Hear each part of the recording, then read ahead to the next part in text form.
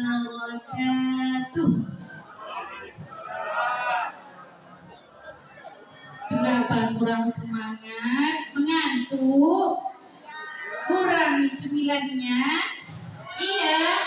Oleh ibu-ibu, anak-anak ini katanya kurang cemilannya, biar makin semangat mereka. Sekali lagi ya, dijawab dengan penuh semangat. Karena hari ini kita memperingati kelahiran Nabi Muhammad SAW, maka kita harus semangat untuk menyambut di mana hari Nabi Muhammad SAW dilahirkan. Assalamualaikum warahmatullahi wabarakatuh. Anak-anak. Alhamdulillahi rabbil alamin. Wassalatu wassalamu ala asyrafil anbiya'i wal mursalin wa ala alihi wa sahbihi rasulillahi ajma'in. Rabbi shrah li sadri wa yassir li amri wahlul 'uqdatam min lisani yafqahu qawli amma ba'du. Yang saya hormati Bapak Ketua BKN Masjid Al-Falah Seibuaya Simpang 3 Paket F.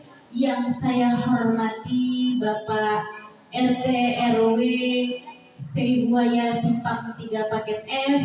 Yang saya hormati bapak-bapak, tokoh-tokoh alim ulama yang hadir pada malam hari ini, dan yang saya hormati seluruh ibu-ibu yang tidak bisa saya sebutkan satu persatu, dan yang saya hormati bapak-bapak sekalian, dan yang saya sayangi adik-adik yang telah hadir pada malam hari ini. Alhamdulillahirabbil alamin. Segala puji bagi Allah yang telah memberikan kepada kita begitu banyak nikmat, dari nikmat kesehatan, nikmat kesempatan, dan nikmat keringanan langkah kita untuk menuju masjid yang kita cintai ini untuk memperingati kelahiran Nabi Muhammad Sallallahu Alaihi Wasallam. Salawat bertangkaikan salam kita hadiahkan kepada Nabi Muhammad Sallallahu Alaihi Wasallam dengan melafazkan doa Allahumma salli ala Sayyidina Muhammad wa ala ali Sayyidina Muhammad. Semoga kita senantiasa menjadi umatnya Nabi Muhammad yang mendapatkan syafaatnya di yaumil akhir kelak. Amin amin ya rabbal alamin.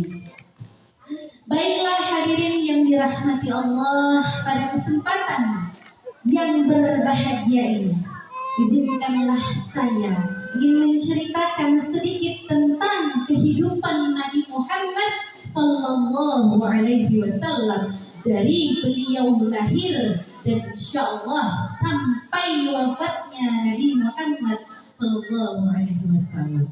Karena kita perlu Pak mengenal sosok Nabi Muhammad Sallallahu Alaihi Wasallam dengan segala perjuangannya, dengan segala pengorbanannya, sampailah saat ini kita memperingati kelahirannya. Maka pada malam hari ini saya akan menceritakan sedikit tentang kelahiran sehingga wafatnya Nabi Muhammad Sallallahu Alaihi Wasallam. Hadirin yang dirahmati Allah, sebagaimana kita ketahui bahwasanya Nabi Muhammad Sallallahu Alaihi Wasallam adalah seorang hamba Allah yang dilahirkan pada tanggal 12 Rabiul Awal 571 Masehi pada tahun gajah. Kenapa dikatakan tahun gajah? Adik-adik tahu kenapa dikatakan tahun gajah? Kenapa? Ada yang tahu kenapa Rasulullah itu dilahirkan pada tahun gajah? Karena pada masa Rasulullah Shallallahu Alaihi Wasallam lahir ke muka bumi ini, terjadilah penyerangan yang dilakukan oleh Raja Abraha beserta tentara bergajahnya untuk menghancurkan Ka'bah. Apa tujuan sebenarnya untuk menghancurkan Ka'bah? Tujuan yang pertama adalah supaya orang-orang yang ada di kota Makkah yang beribadah di Ka'bah supaya pindah ke kota Habasyah. Itulah tujuan pertama Raja Abraha dan para tentaranya untuk menghancurkan Ka'bah. Maka pada saat itu Rasulullah Shallallahu Alaihi Wasallam pun lahir ketika Raja Abraha beserta tentara bergajahnya pergi menuju Makkah untuk menghancurkan Ka'bah. Maka Allah Subhanahu wa Ta'ala tidak membiarkan orang-orang zalim, orang-orang yang ingin menghancurkan Ka'bah. Allah pun mengirim burung-burung ababil beserta dengan batu-batu yang sangat panas yang dibawa dari neraka yang sangat panas yang namanya Sijil. Allah pun menghancurkan para tentara bergajahnya Raja Abraha. Maka ketika terjadinya penyerangan itu, Rasulullah Shallallahu Alaihi Wasallam pun lahir ke muka bumi tepat pada tanggal 12 Rabiul Awal pada tahun 570 Masehi. Lalu apa yang terjadi ketika Rasulullah Shallallahu Alaihi Wasallam lahir ke muka bumi ini? Yang terjadi adalah yang tadinya malam gelap gulita menjadi terang benderang seperti adanya matahari yang menyinari dunia ketika lahir seorang Rasulullah Shallallahu Alaihi Wasallam. Rasulullah Shallallahu Alaihi Wasallam dilahirkan dari rahim seorang wanita yang bernama, ada yang tahu siapa namanya? Siapa ibu Nabi Muhammad? Ya, yaitu namanya Bunda Siti Aminah. Ketika Rasulullah Shallallahu Alaihi Wasallam dilahirkan dari seorang wanita yang bernama Siti Aminah, beliau dilahirkan dalam keadaan yatim, tanpa ada seorang ayahnya. Beliau ditinggalkan, wafat ayahnya ketika Rasulullah berada dalam kandungan sang ibu berusia 2 bulan lamanya. Rasulullah Shallallahu Alaihi Wasallam pun lahir ke muka bumi ini dengan turunnya ribuan malaikat menyambut kelahiran Nabi Muhammad Shallallahu Alaihi Wasallam. Dan pada saat itu Rasulullah dilahirkan dalam keadaan sudah berkhitan, sudah dalam keadaan sujud kepada Allah Subhanahu wa Ta'ala. Maka orang-orang Makkah pun menyambut dengan hati yang penuh gembira, terutama sang kakek yang bernama Abdul Muttalib. Sang kakek pun merasa bahagia, sang kakek pun merasa sangat-sangat bahagia sehingga beliau pun membawa cucunya menuju Ka'bah, lalu mengangkat beliau dan mendoakan cucunya supaya menjadi orang yang soleh. Seperti kebiasaan pada zaman itu, ketika lahir bayi ke muka bumi ini, maka mereka diberikan kepada orang-orang Bani Sa'ad untuk disusui.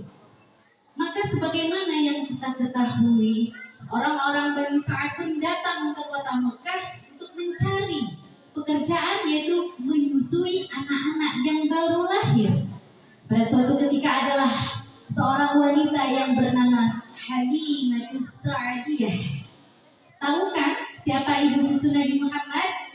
Yaitu namanya Halimatus Sa'diyah. Maka ketika Halimatus Sa'diyah datang ke kota Makkah untuk mencari seorang bayi untuk disusuinya, tetapi dia tidak mendapatkan satu orang pun. Maka sang istriku, ambil sajalah bayi laki-laki ini. Karena pada saat itu Rasulullah lah yang tinggal. Tidak ada satu orang yang ingin mengambil Rasulullah Sallallahu Alaihi Wasallam. Maka Halimatus Sa'diyah yang awalnya tidak mau enggan membawa Nabi Muhammad Sallallahu Alaihi Wasallam untuk disusuinya, akan tetapi karena tidak ada lagi bayi yang mau dibawanya, maka ia pun membawa Rasulullah Sallallahu Alaihi Wasallam. Kenapa orang-orang tidak mau membawa Nabi Muhammad Sallallahu Alaihi Wasallam? Karena menurut mereka, ketika mereka mengambil Nabi Muhammad Sallallahu Alaihi Wasallam, keadaan yakin tidak memiliki harta yang banyak, tidak memiliki uang yang banyak, maka mereka tidak sudi mengambil Nabi Muhammad Sallallahu Alaihi Wasallam. Begitu kejamnya lah orang-orang kafir pada masa itu. Maka Halimatus Sa'diyah pun membawa Nabi Muhammad Sallallahu Alaihi Wasallam pergi ke kampung halamannya. Lalu apa yang terjadi? Terjadilah begitu banyak kejadian-kejadian yang luar biasa. Ketika Halimah menyusui Muhammad Sallallahu Alaihi Wasallam dibawa ke kampung halamannya, yang terjadi adalah hewan-hewan ternak milik Halimatus Sa'diyah tumbuh menjadi hewan-hewan ternak yang beranak-anak, memiliki susu yang banyak, dan mereka tumbuh dengan banyak sekali. Begitu juga dengan tumbuhan-tumbuhan milik Halimatus Sa'diyah, tumbuh dengan penuh dengan kesuburan, menghasilkan panen-panen yang luar biasa. Itulah keajaiban yang dirasakan oleh Halimatus Sa'diyah ketika membawa Rasulullah Sallallahu Alaihi Wasallam dalam keluarganya. Begitulah berkahnya Nabi Muhammad ketika masuk ke keluarga Halimatus Sa'diyah. Begitu banyak keajaiban, begitu banyak keberuntungan yang telah mereka dapatkan ketika membawa Rasulullah Sallallahu Alaihi Wasallam.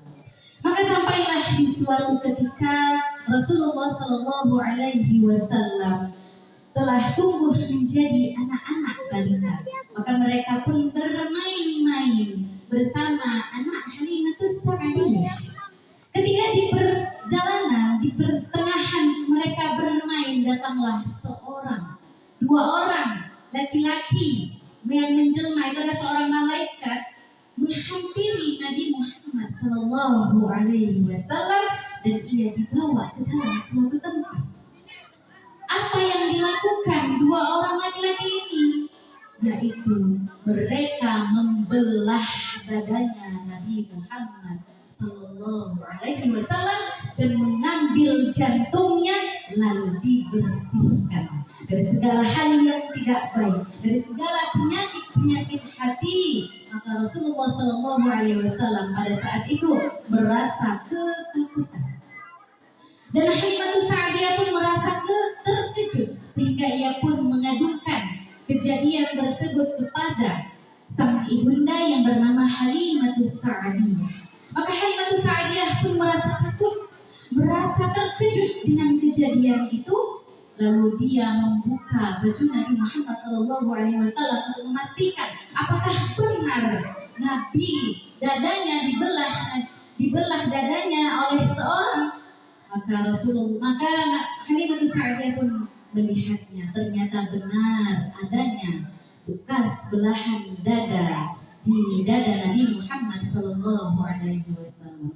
Maka Halimatus Sa'diyah pun merasa takut, merasa sangat-sangat terkejut. Maka ia pun mengembalikan Nabi Muhammad Sallallahu Alaihi Wasallam ke pangkuan ibundanya Siti Aminah. Ketika sudah mereka sampai, mereka sudah hidup bersama, maka Rasulullah Sallallahu Alaihi Wasallam bersama ibunda pergi berziarah ke makam ayahnya yang bernama Abdullah. Di mana makamnya? Yaitu di Abwa namanya. Ketika perjalanan mereka berziarah ke makam ayahnya Abdullah, meninggallah sang ibunda. Ketika usia Rasulullah Sallallahu Alaihi Wasallam menginjak usianya ke-6 tahun. Di situ Rasulullah Sallallahu Alaihi Wasallam menjadi anak yatim piatu. Maka dilanjutkanlah pengasuhannya oleh sang kakek yang bernama Abdul Muthalib. Sang kakek adalah orang yang sangat siaga menjaga Nabi Muhammad SAW, sangat memberikan badannya untuk membela Nabi Muhammad SAW, sangat sayang kepadanya dan sangat mencintai Nabi Muhammad SAW. Tapi takdir Allah berkata lain.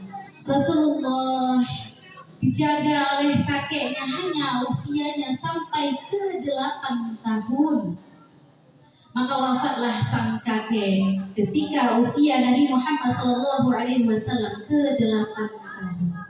Maka dilanjutkanlah pengasuhannya, yaitu oleh sang paman yang bernama Abu Thalib. Sang paman Abu Thalib adalah orang yang sangat-sangat disegani, yang sangat-sangat dihormati ketika beliau di kalangan orang-orang Makkah. Akan tetapi Abu Thalib sang paman tidak memiliki harta yang banyak, tidak menjadi orang yang kaya pada saat itu. Maka Rasulullah SAW pun diajarkan secara mandiri supaya Rasulullah SAW menjadi anak yang tumbuh menjadi anak yang mandiri, dan ia pun disuruh sang paman untuk mengembala hewan-hewan ternak miliknya. Supaya apa? Supaya Rasulullah SAW dilatih jiwa kepemimpinannya. Sampailah usia Rasulullah SAW ke-12 tahun.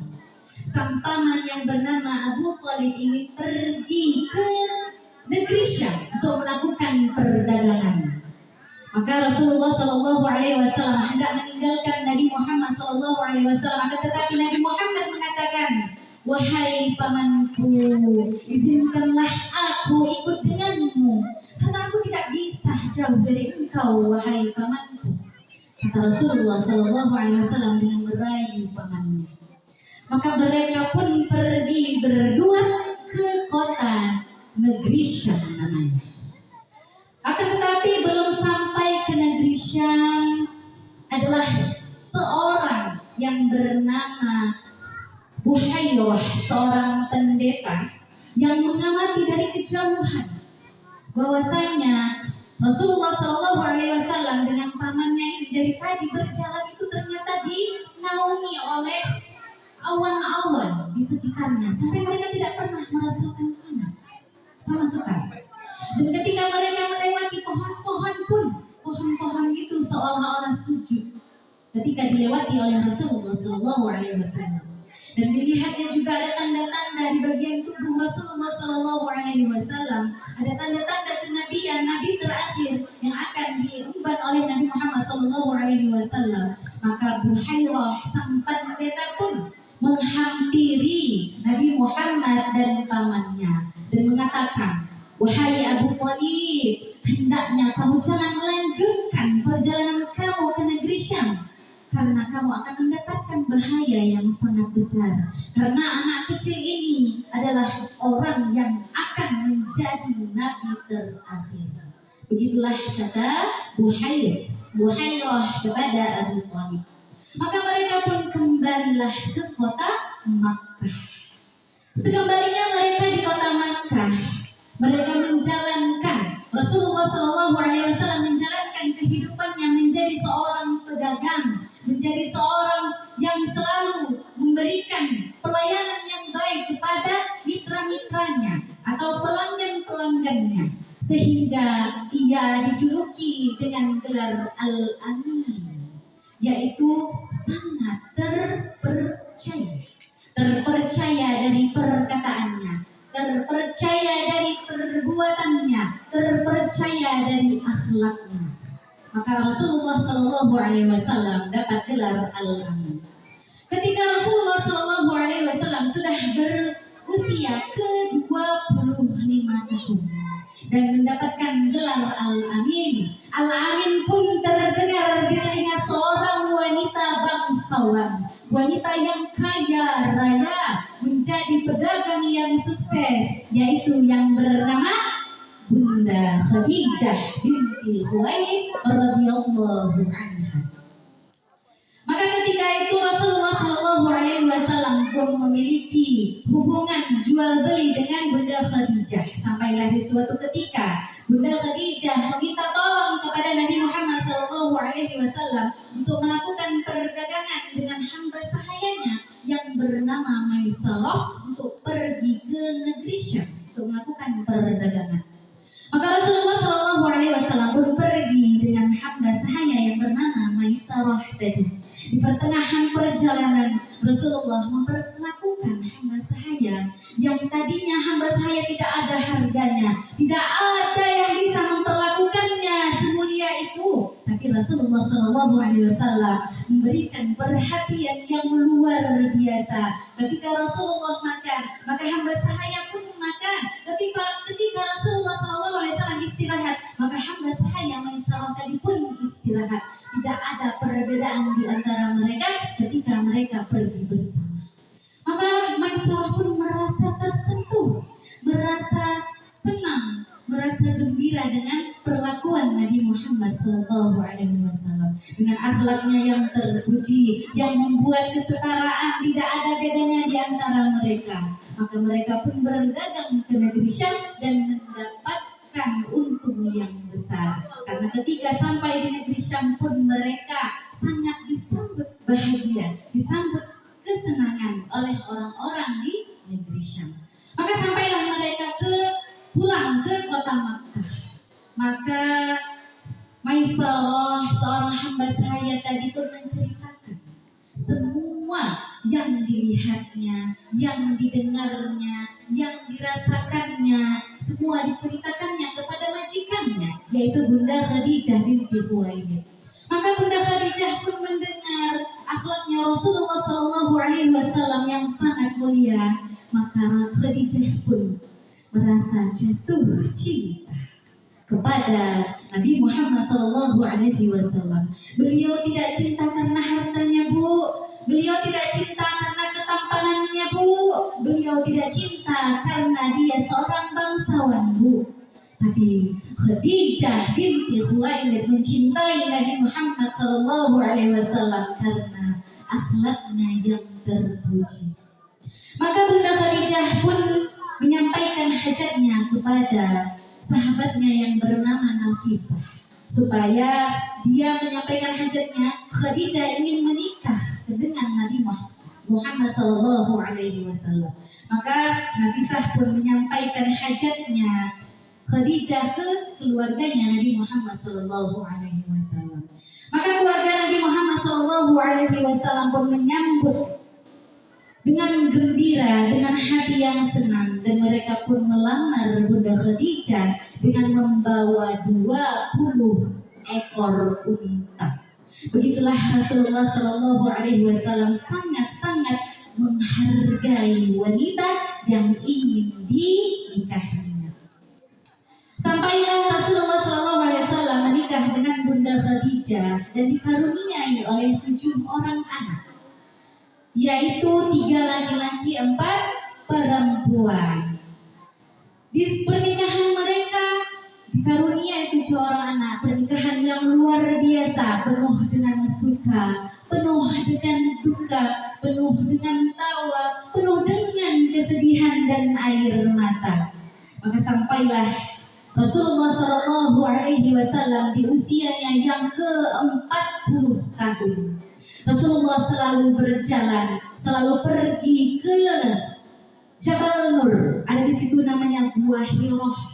Di situ Rasulullah Shallallahu Alaihi Wasallam merenung, melihat dari kejauhan dan berkata, apa yang sebenarnya terjadi pada kota Makkah ini? Kenapa orang-orang melakukan kezaliman? Kenapa bayi-bayi perempuan dikubur hidup-hidup? Kenapa orang-orang Makkah melakukan hamba sahaya tidak ada harganya? Kenapa orang-orang Makkah melakukan tawaf mengelilingi Ka'bah tanpa memakai pakaian? Itulah renungan Rasulullah Shallallahu Alaihi Wasallam selama ia berada di Gua Hirah. Maka sampailah di suatu ketika di malam bulan Ramadan, malaikat Jibril menyerupai manusia menghampiri Nabi Muhammad SAW di Gua Hira, lalu memeluk Nabi Muhammad SAW dan mengatakan, Iqra, bacalah. Apa jawab Nabi? Ma'ana biqari, saya tidak bisa membaca. Dipeluk lagi sama malaikat Jibril, Iqra, bacalah. Ma'ana biqari, sampai 3 kali. Maka pada saat itu turunlah wahyu yang pertama yang bunyinya Bismillahirrahmanirrahim. Iqra bismi rabbikal ladzi khalaq, khalaqal insana min 'alaq. Iqra wa rabbukal akram, alladzi 'allama bil qalam, 'allamal insana ma lam ya'lam.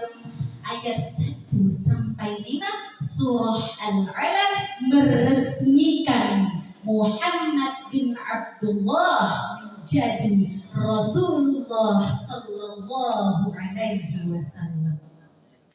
Lalu apa yang terjadi? Rasulullah ketakutan, Rasulullah kedinginan, sangat-sangat takut ketika itu terjadi. Maka Rasulullah pun turun dari Jabal Nur untuk menuju ke rumahnya. Akan tetapi di tengah perjalanan ada yang memanggilnya, Ya Muhammad, Ya Muhammad, Ya Muhammad. Maka